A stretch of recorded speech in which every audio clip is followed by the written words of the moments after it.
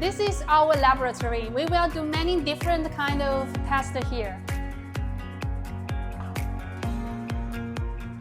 Cell charging and the discharging system. We have many lithium battery safety testing equipments.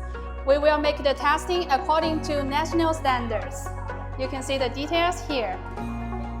The first one is battery thermal abuse tester. And next, explosion-proof box with short cooled-off battery. This bigger one is battery acupuncture testing machine. And the next is battery impactor tester.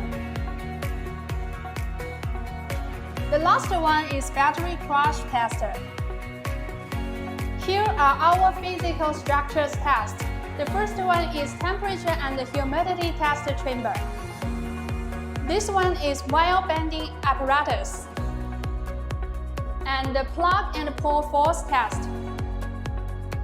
Switch key cycle test. And this is battery dropper test. This is programmable vertical and horizontal vibration test. The final one is salt spray tester. Wow. A big warehouse is waiting for us. Let's go. Area A is for some OEM orders.